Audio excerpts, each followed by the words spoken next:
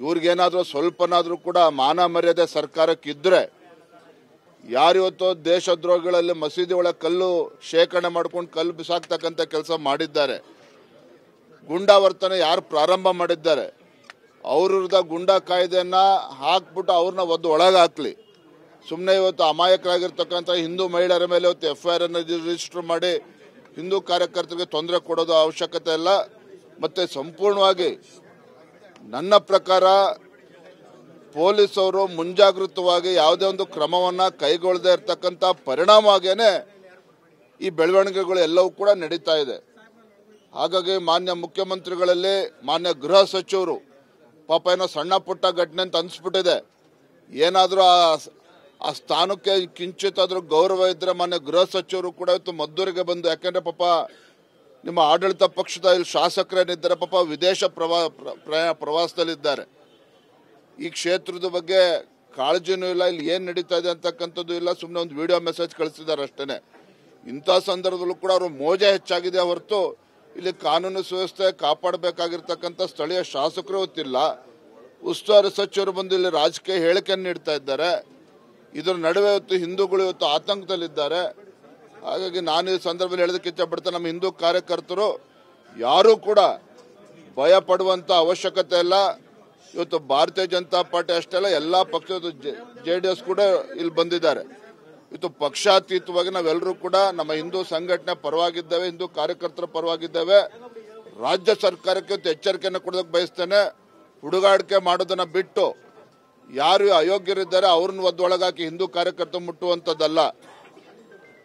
ಯಾರಿವತ್ತು ಕೋಮು ಸೌಹಾರ್ದತೆಯನ್ನು ಕದಡುವಂಥ ಕೆಲಸ ಇವತ್ತು ಮಾಡ್ತಾ ಇದ್ದಾರೆ, ವ್ಯವಸ್ಥಿತವಾಗಿರ್ತಕ್ಕಂಥ ಷಡ್ಯಂತ್ರ ಇದೆ, ಅದ್ರ ಬಗ್ಗೆ ನಿರ್ದಾಕ್ಷಿಣ್ಯವಾಗಿ ಕ್ರಮನ ಕೈಗೊಳ್ಳಬೇಕು. ಈ ಏನು ಘಟನೆ ನಡೆದಿದೆ ಮೊನ್ನೆ ದಿನದಿಂದ ಸಂಪೂರ್ಣವಾಗಿ ಇದರ ಬಗ್ಗೆ ಒಂದು ನ್ಯಾಯಾಂಗ ತನಿಖೆ ಆಗಲೇಬೇಕು.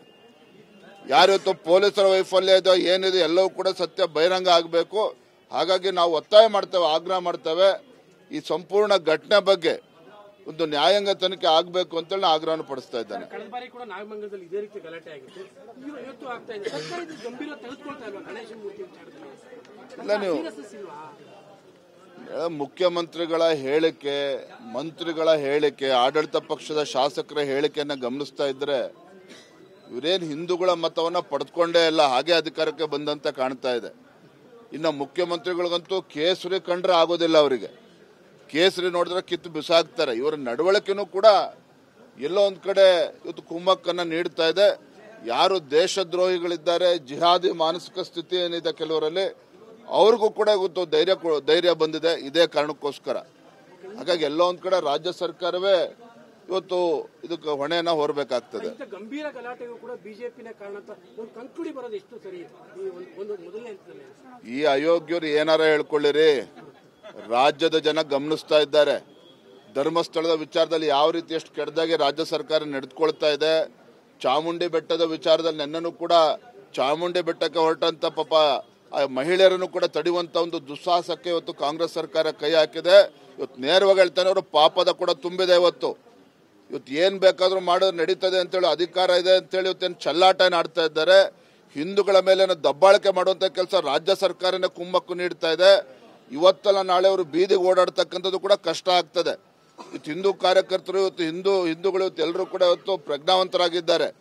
ನಿಮ್ಮ ಅಲ್ಪಸಂಖ್ಯಾತ ಓಲೈಕೆ ರಾಜಕಾರಣವೇ ಇವತ್ತು ರಾಜ್ಯದಲ್ಲಿ ಬೆಂಕಿ ಹತ್ತಕ್ಕಂಥ ಕೆಲಸಕ್ಕೆ ಇವತ್ತು ಕುಮ್ಮಕ್ಕನ್ನ ನೀಡಿದವರು. ಇವತ್ತು ಸಬ್ಕಾ ಸಾಥ್, ಸಬ್ಕಾ ವಿಕಾಸ್, ಸಬ್ಕಾ ವಿಶ್ವಾಸ್, ಸಬ್ಕಾ ಪ್ರಯಾಸ್ ಇದನ್ನು ಹೇಳಿರುವಂಥದ್ದು. ಇವತ್ತು ನರೇಂದ್ರ ಮೋದಿಜಿಯವರಿಗೆ ಇವತ್ತು ಅರಬ್ ದೇಶಗಳು ಕೂಡ ಇವತ್ತು ಹೈಯೆಸ್ಟ್ ಸಿವಿಲಿಯನ್ ಅವಾರ್ಡ್ ಕೊಟ್ಟಿದೆ. ಭಾರತೀಯ ಜನತಾ ಪಾರ್ಟಿ ಮುಸಲ್ಮಾನರು ವಿರೋಧಿಗಳಲ್ಲ, ಆದರೆ ಯಾರು ದೇಶದ್ರೋಹಿಗಳಿದ್ದಾರೆ, ಯಾರು ಇವತ್ತು ಪಾಕಿಸ್ತಾನ್ ಜಿಂದಾಬಾದ್ ಅಂತೇಳಿ ಘೋಷಣೆ ಕೂಗ್ತಕ್ಕಂಥ ದುಸ್ಸಾಹಸಕ್ಕೆ ಕೈ ಹಾಕ್ತಾ ಇದ್ದಾರೆ, ಇವರು ಕೂಡ ಬಿರಿಯಾನಿ ತಿನ್ಸತಕ್ಕಂಥ ಕೆಲಸ ಇವತ್ತು ಕಾಂಗ್ರೆಸ್ ಸರ್ಕಾರ ಮಾಡ್ತಾ ಇದೆಯಲ್ಲ, ಅಕ್ಷಮ್ಯ ಅಪರಾಧ. ಇವತ್ತು ಮುಖ್ಯಮಂತ್ರಿಗಳಾಗಲಿ, ಇವತ್ತು ಗೃಹ ಸಚಿವರಾಗಲಿ, ಇವತ್ತು ಸ್ಥಳೀಯ ಉಸ್ತುವಾರಿ ಸಚಿವರಾಗಲಿ, ಇವರು ಹೇಳಿಕೆಗಳನ್ನು ನೀವು ಗಮನಿಸ್ತಾ ಇದ್ರೆ ಯಾವ ಮಟ್ಟಕ್ಕೂ ಕೂಡ ಹೋಗೋದಕ್ಕೆ ಹೇಸೋದಿಲ್ಲ ಕಾಂಗ್ರೆಸ್ ಸರ್ಕಾರ, ಅದಂತೂ ಸ್ಪಷ್ಟವಾಗಿದೆ ಇವತ್ತು.